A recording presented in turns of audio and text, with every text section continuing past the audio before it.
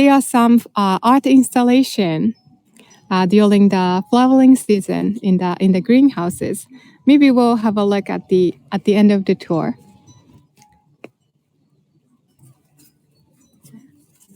Wow, kirei. Look at this like a teacup shape rose. Can you see the raindrop?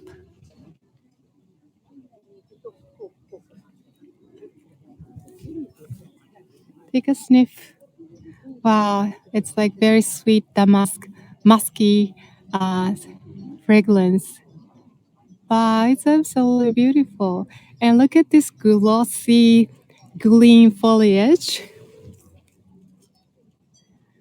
So yesterday we were exploring Cosmos Garden, and Cosmos is one of the easiest flowers to grow from seed. But on the other hand, rose, they can be high maintenance, right? Because they attract a lot of insects and pests. So you really have to do inspection. Look at this one.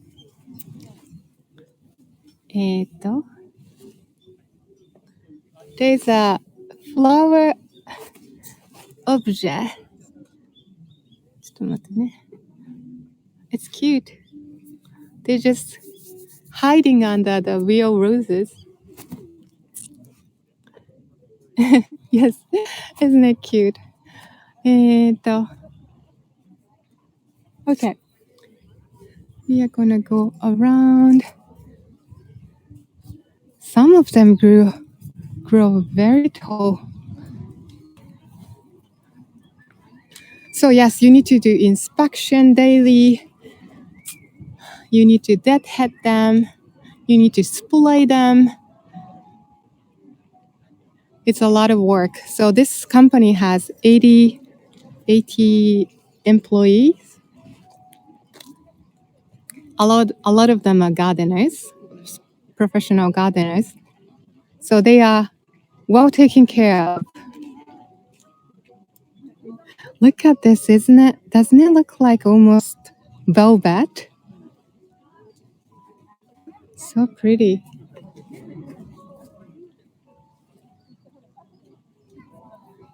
Yes, I can spend the whole day here. And every time I come, I find a different variety. So when something catches your eyes, yeah, just shout. I'll stop for a postcard, and then I can take a picture of the signage.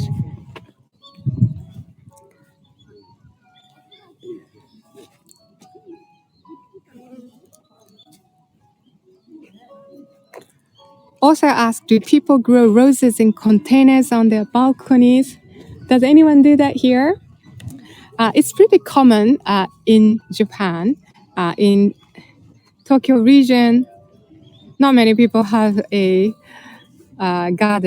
big garden. So balcony gardening is pretty popular.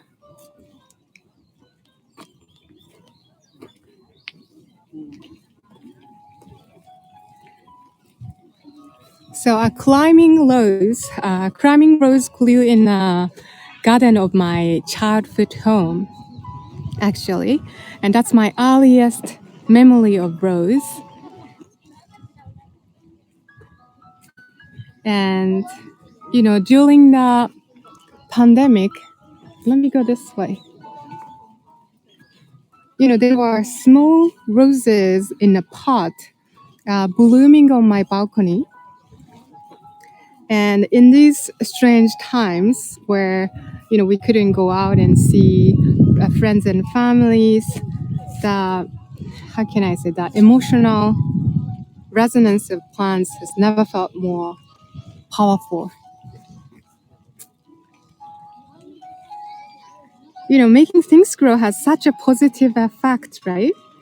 Where they came from, who introduced them, who bred them, what they were used for, the myths and legends around them. all sorts of different things.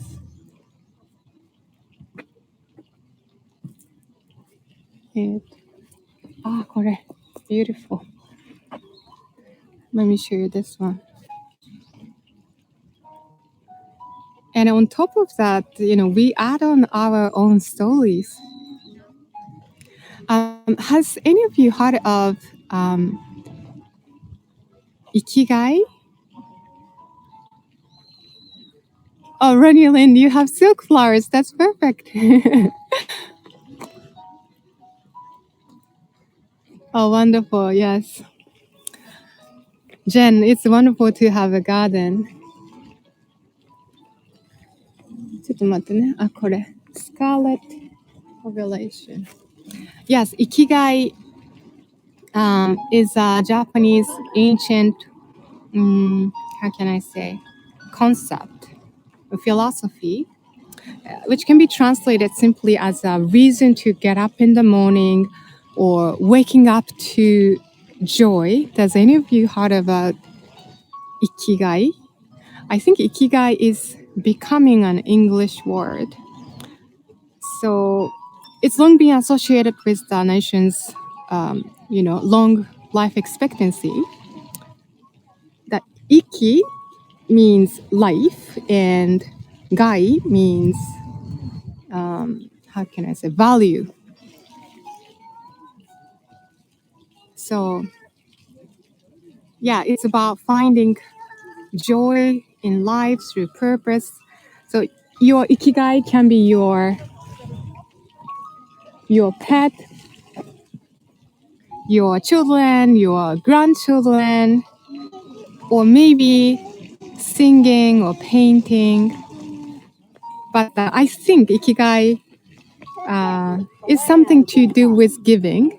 And for me, growing plants on my tiny balcony during the pandemic, I mean, I always loved it, but especially during the pandemic, it felt so special.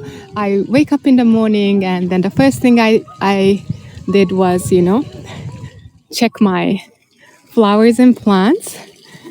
So that was the reason to wake up for, It gave me hope during the pandemic because just like animals, all the plants and flowers, they are trying to live, they're trying to survive and thrive, right? Nothing on this planet wants to die. They're trying to, grow taller and get some sun. So, yeah, they are lifesaver, really. Yeah, very always cheer us up. Oh, this one has very dark red color, very deep color. So now we're gonna go around the fountain. There are some pumpkins.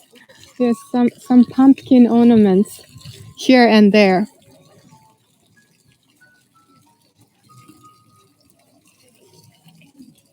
Can I go this way? Yeah, actually, let's go this way.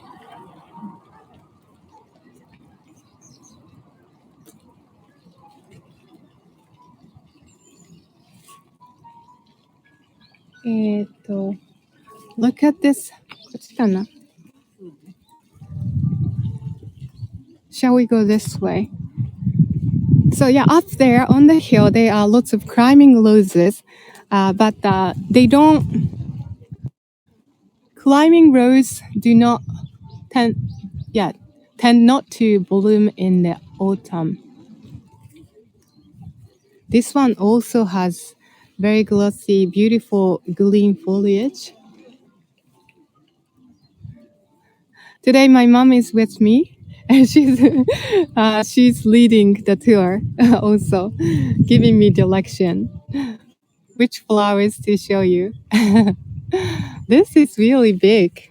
Look at that. This is the size of my hand. This one is called California Dreaming. Is it from California?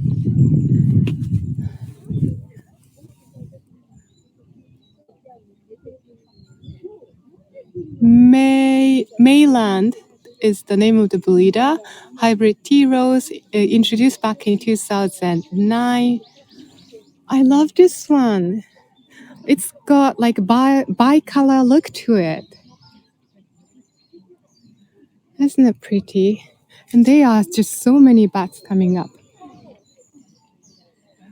And this is apricot color. Yeah, actually it's called apricot candy, hybrid tea rose. And you see, hybrid tea rose, they grow very steady stem. And on top of that, they bloom like they have beautiful large blooms on top of that. Yeah, they make wonderful cut flowers. Yeah, there are a lot of hybrid tea roses. One of the modern rose type. Yeah, it has that high centered form to it. Yeah, very showy and easy to. あ、こっち? Okay, this angle. ちょっと待って。こっち? こんな感じ? Yeah, let's go this one. This way.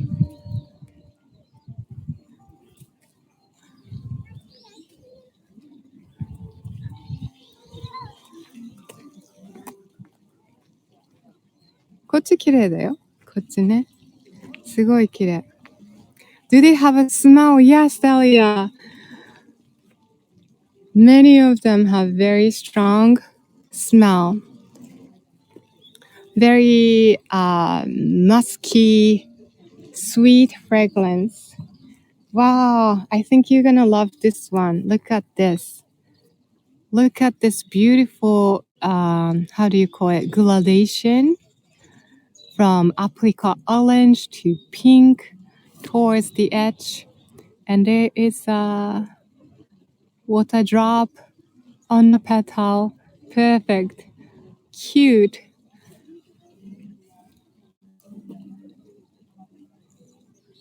Wow, it's very striking. The color is striking. Very showy and easy to admire. Very ornate blooms. Yeah, they sprout from long stem.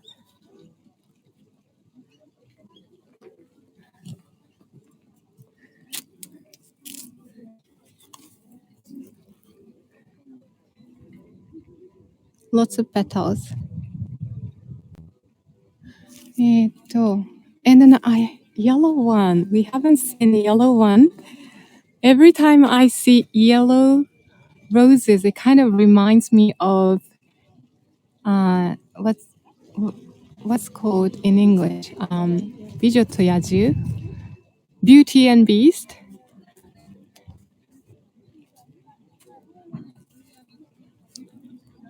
They look very pretty. Look how the petals are carved out. Oh, sorry, Susan. Yes, I will. So elegant.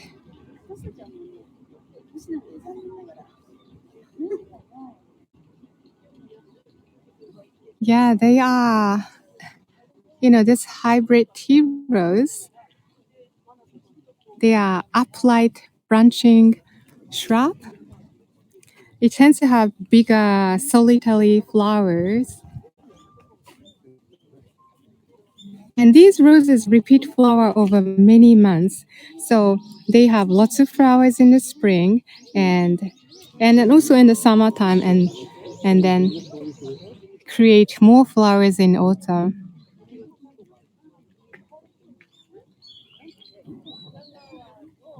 Beautiful.